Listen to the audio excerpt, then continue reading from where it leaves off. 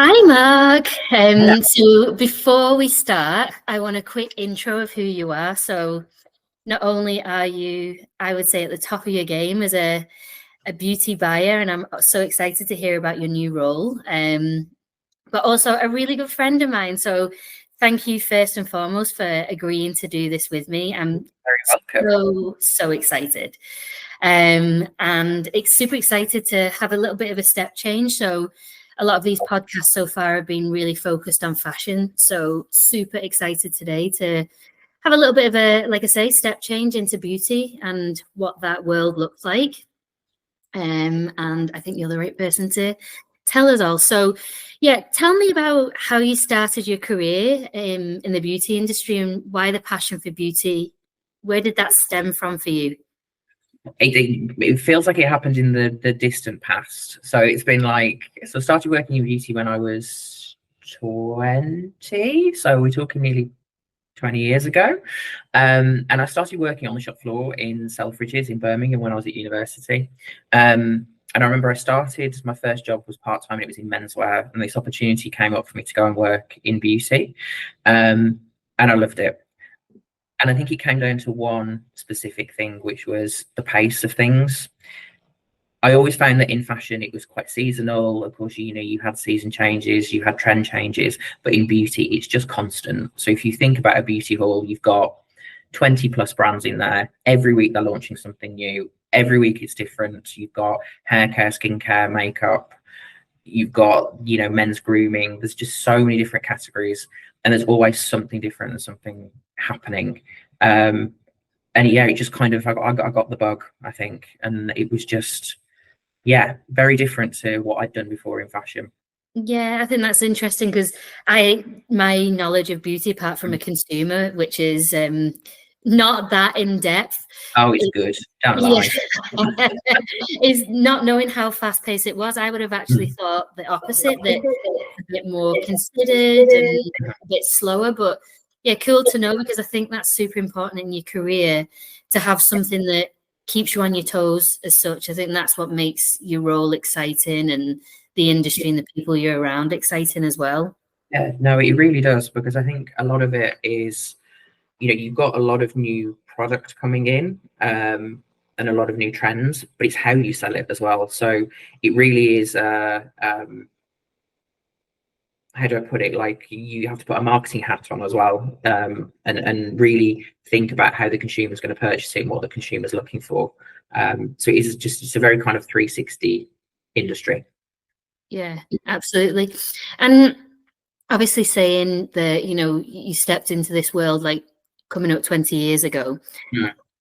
What is it and was it like for a man stepping into the beauty industry? Because yes, it's changed and it's evolving for the better, absolutely. But take us on that journey from kind of where you were stepping in to where you Yeah. are right now. So just to give you some background, so I started in at Selfridges on the shop floor, and I did that for 2 years, I think. And then I moved down to London when I finished university, and I went to work at Selfridges as a buyer's admin. And I think it really depends on what aspect of the industry you work in, because from a buying point of view, at that point, it was quite unusual to have a man in the buying team. It was very female dominated, in a very positive way. I worked with some amazing people, but it was quite unusual to have a man in the buying team then. But if you'd worked brand side, there's always been kind of men working there as well. So it really does depend on what aspects of the industry you work in. But I think, like I say, 20 years ago it was unusual. But you've really seen it change. Like when I was at Zalando with you, the beauty industry is so inclusive now that it's not even at the point where you've got men's brands, women's brands, or kind of specific products within a range that are for men. It's everything for everybody, and that has really, I feel, kind of opened it up for men to work in the buying team, because I think buying is quite specific, that you feel you've got to have that connection to the product, that you've kind of got to use it to be able to kind of make the judgment whether it's right for the customer. And having it now that men can use any form of beauty product has kind of made it feel a bit more acceptable to have men in those kind of positions. Does that make sense? Yeah, absolutely. And I think you're completely right, because there is some point in your career where, regardless of what area you come into or how you're portrayed, some people might be a bit resistant of, oh, well, you're a man, how would you know what trend is? Yeah. What's the biggest trend for a lipstick, for example, or something like that. Have you ever had that sort of a bit of pushback from anybody, like, well, I'm not going to listen to you kind of thing, because how would you know? You're not the consumer. No, I think I've been really lucky that I haven't. But to be honest, I threw myself in, you know me quite well, Claire, that, I'd come out of, Estee Lauder meetings with like nails painted and lipstick all up my arm. So I just threw myself into it. But I can imagine that it can feel a bit daunting, I think, probably more from like, I could imagine I felt quite, I could put it another way. As a man in the industry, you could feel quite daunted that I've got to make this decision, and maybe it's not something that's coming naturally to me. It's not. I've not got the affinity with the typical consumer. Yeah. I think that can feel a bit daunting. Could potentially feel a bit daunting, but Yeah. no, I was quite lucky that I was given the opportunity and never really felt any pushback on it. I think that's a really nice position to be in. And I hope that the majority of men in the industry have also felt that way, because I think that sets you up for success, having little or no resistance from other people. And often, whether it's fashion or beauty, there is parts of our career where it's like, oh, I was met a little bit with a brick wall there. It's set me up for a little bit. It's made me feel unwavered. It's not my confidence. So the fact that you haven't had that, I think, is perfect. And also for anybody listening, whether you're male, female, or however you identify, having the confidence that, it doesn't matter how you come into this industry, you are accepted and you are as good as anybody else. So I think that's a really nice sentiment and a really nice takeaway. Yeah, no, I think, I was, like I say, I was very lucky to work with people that gave you that opportunity, that it was the case of, you can be a makeup buyer, you might not wear makeup every day, you might not be the target customer, but you've got the opportunity to learn. And I think that was something that I really appreciated from especially my early years. Yeah, absolutely. So kind of what I want to understand right now is, there has been, and you've had this amazing career so far, 20 plus years, like huge amount of change throughout the industry. Where have you seen the major shifts in beauty over specifically the last 5 years? I think there's been a lot of change. For me, looking on the outside in, there's been the rise of sustainability, beauty standards through inclusivity, which we've just touched on, diversity. And from your perspective, someone that's so much closer, what's been the biggest shift that you've been most excited about, and why? I think there's so much that's happened, and you called out sustainability and diversity and inclusivity there, which are two massive and great changes that we've seen in industry over the last 5 years.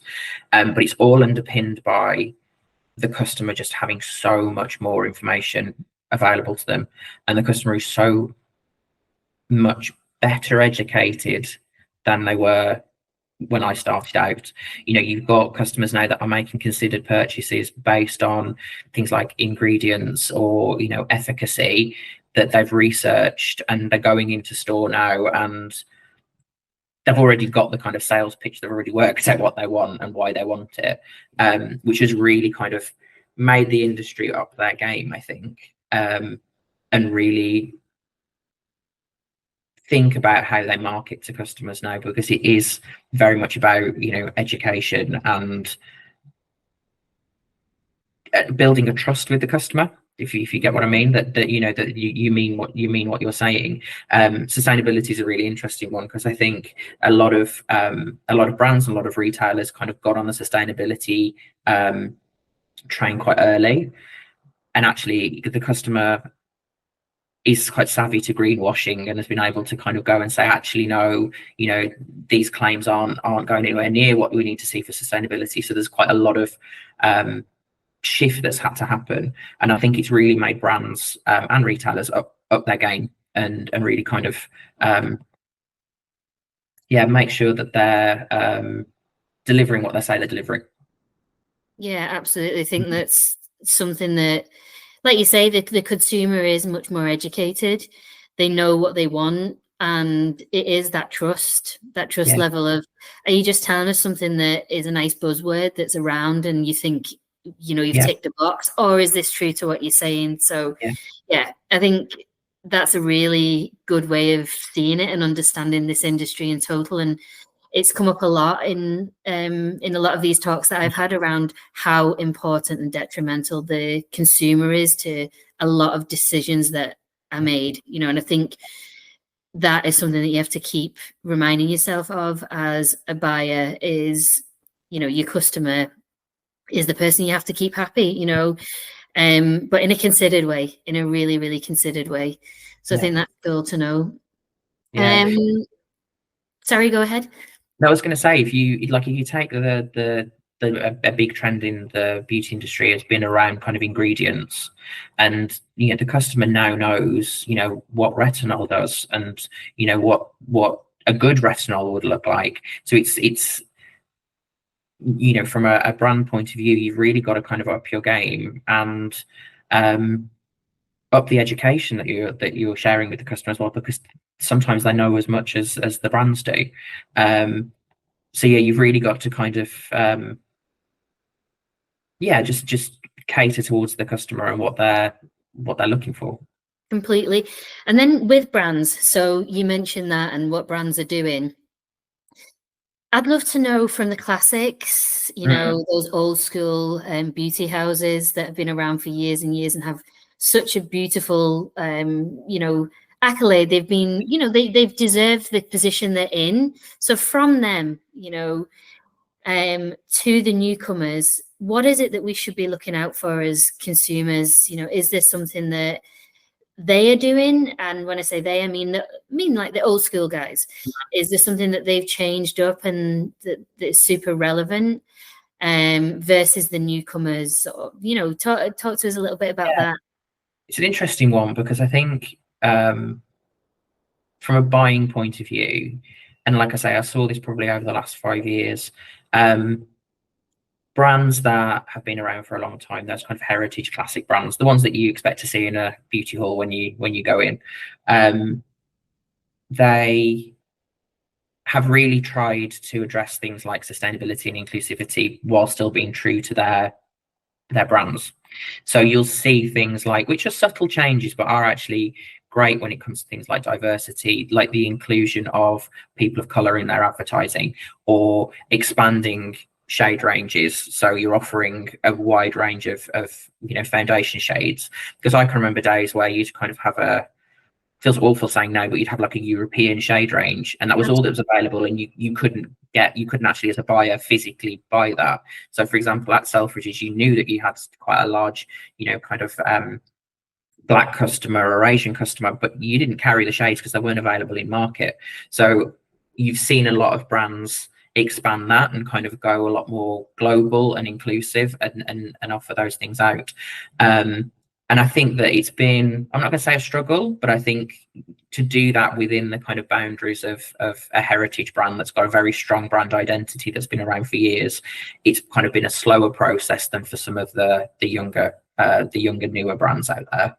But you have seen a change. Like elasticity, that is one of them, the key words that I think throws me back to Zalando times. Yeah, exactly. They come to haunt you, those words, those corporate words. But yeah, some brands that just, like you say, they're quicker to react and they just do it. Like it's, that, again, another word that I can think, just fucking do it. It's like, okay, you see some brands and they're like, oh, they've changed one day to the next, and because you expect that from them, it's cool. Whereas even as a consumer, never mind that brand in-house, if they do something, i.e. another shade of, like you've just mentioned, for Black and Asian customers, it's so far away from their DNA that you kind of question, that I'm not sure if that is them as a brand, you know what I mean? It feels a bit alien.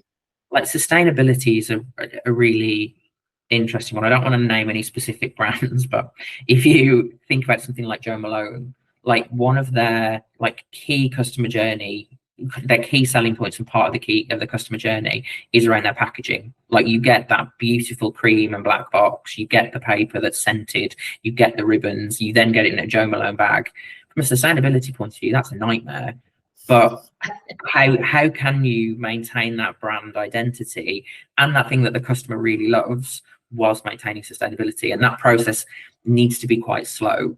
Whereas if you take like a new fragrance brand off the mark, you can start that journey from scratch, and you can find a sustainable packaging solution. So yeah, it's an interesting one, but also quite exciting that those brands are making the changes, because they could have kind of just stubbornly said, no, we're not moving with the times, but yeah, it's definitely happening. I think the brands are listening to what consumers want, and I think it is refreshing. It really is. And it's nice to see that everything's moving forward in a positive way. And I'm super excited. As I look outside now, it's raining, which is... It stopped in London. It's grey. Well, in Porto, and you wouldn't expect it. It's raining and crap. So thinking of the summer, when it eventually does, we have those nice long evenings, brighter days. I think everybody's, you get the sense of, I don't know, a bit of a spring in your step when the summer comes and it arrives. So what would you say is like if you had to pick one item, what would that key summer item be? What's really coming through that this is going to be a big hit? This is what everybody kind of has to have. It's going to be quite boring, so I apologize now. But it's basically having like a daily SPF. I think that is something that it's been around for a long time, but it's really coming to the fore now that everybody's realizing that they need to have one. And I wished it's something that I'd had in my skincare regime 20 years ago. Because there's so many kind of things about like skin pigmentation, like around the eye wrinkles, things like that come out only when you get older. So you're walking around every day in the sun and you're not realizing the damage it's done until kind of like 10-15 years down the line. And I was guilty as well of thinking, oh, I need to put suntan lotion on when I'm on holiday and I'm lying out in it. And no, but I think it's really coming to the fore with things like retinol and niacinamide and things like that people are starting to becoming quite conscious that that makes you more sensitive to the sun, so you need to be wearing a daily SPF. So I think that's something that is definitely moving forward, and I think is going to be a big staple of people's skincare regimes going forward. I think people are quite clued up on it now. Yeah, I think absolutely. I love that, actually. I wasn't expecting you to say it, but it's actually super, super true. And I think if, all the other things that we've spoken about, being more considered, it's even in your purchase about you and your skin. And I only, like you say, you only become a bit more aware of these things. Maybe it is through marketing and communication that it is more apparent right now, but also maybe when you hit a different age. I know I only started wearing my daily cream with SPF maybe maximum 7 years ago. And it sounds so stupid, but I do feel more confident. The sun doesn't have to be split in the sky. I noticed that any sort of day you just feel more confident in your skin. You are protected, and I think it is super, super important for anybody to, adopt that way of purchasing any sort of product with SPF in as early as possible. I think that's such a good tip. And I really liked what you just said about confidence, because it is the confidence that, I can walk around in the sun and I know it's not damaging my skin. I can use a retinol serum in the morning and I know that I'm going to be protected because I've got, an SPF on. So yeah, not the most glamorous product, but I think it's still necessary. No, but very practical. And also we all want to reverse time, or a lot of us do. So as much as possible without spending huge bucks on Botox, get your cream with a bit of SPF in. It makes a lot more sense, doesn't it? Yeah. It does. Who is completely different topic, and I think this one I am interested in knowing this, is who is your career hero? So it could be anybody from the beauty realm to people you've worked with. So who is your North Star I person? really struggled with this. I was thinking about it last night and I was like, I can't pick one. I think it would definitely be somebody that I've worked with previously, but I think I've always been really lucky with the managers that I've had. And I think, yeah, my career hero would be an amalgamation of all of them. Especially the ones that I had early in my career, who just gave me that opportunity to grow and try things, and really kind of allowed a safe space for you to test and learn and know that kind of it wasn't the end of the world. And I was actually thinking about it this morning. One of the things my old boss always used to say, you know, starting out, you'd get very nervous about making any decisions, like, how to spend your OTB, how to, onboard a brand, like you'd question everything. And my boss, she said, she's like, why are you getting so worried? We're only selling lipsticks.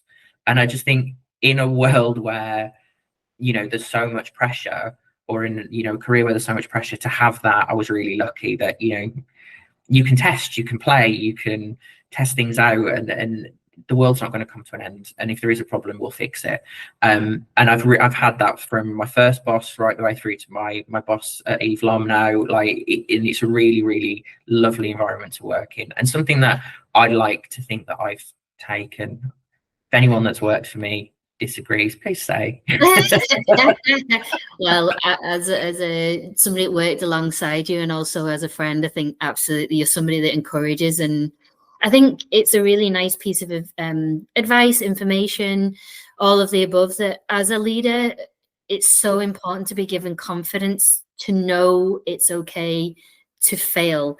And I know a lot of people don't like that word because it sounds so ultimate and everything, but to fail, you learn, to fail, you grow. And I think that's ultimately the way we can continue to move forward. So yeah, to be given the confidence from a leader, a manager, however we want to address it, that, go ahead, if it works, absolutely amazing. We've got this. If it doesn't, it's also okay. And we can just switch it up a little bit. So I think that takes you a long way. And for anybody that is any point of your career, whether you're starting or you're in the middle, a good leader is ultimately, I think, someone that can really change your total outlook on career life in general. Yeah, no, definitely. And it's that, having that kind of feeling of a team, that if something does go wrong, you feel safe that you can say something's gone wrong, and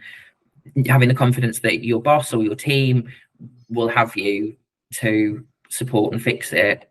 That's something that I've been very lucky to have, and I like I say, I can't pick a specific person I've worked for, but it's something that I'm enjoyed from all of them.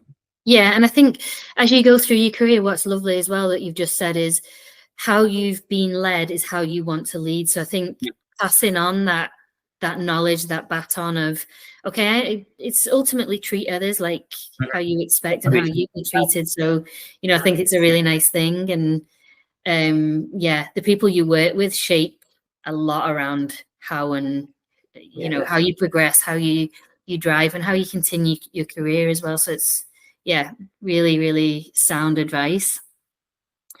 One thing that I wanted to kind of end up on, which I always think, there's always that in hindsight, or if I were younger, that kind of, we all say it. So I'm going to say it to you. If and when you were younger, and you could speak to the Mark that was starting out in your career, what would you say? What is the kind of nugget that you would remind yourself or tell yourself? I think, how do I put this? To be braver, or to be brave, to really kind of trust your own ability and have confidence in what you can do. I think that's something that I personally struggled with, and still struggle with. I still question myself on a daily basis. But I think for anybody starting out in a new career where you feel a bit unsure, just trust your ability. You might not be an expert in that field. It might not be something that you've done before. You might be really kind of pushing yourself and your boundaries, but be brave, like really push yourself forward, because nothing's the end of the world. And don't be, as you put it really well, don't be scared to fail, because that's how we learn. Yeah. No, I think that's, completely sound advice. And like you said, I think that's what's so nice is when somebody shows the vulnerable side, you build a trust within that person. And there's no point in your career, I think anyway, that you're 100%, I know this, I've got this. And I think if you do believe that you know everything, I think that's when it becomes no more, it becomes less fun, like to learn from other people regardless of age. You learn from people that are coming up, they have a different point of view.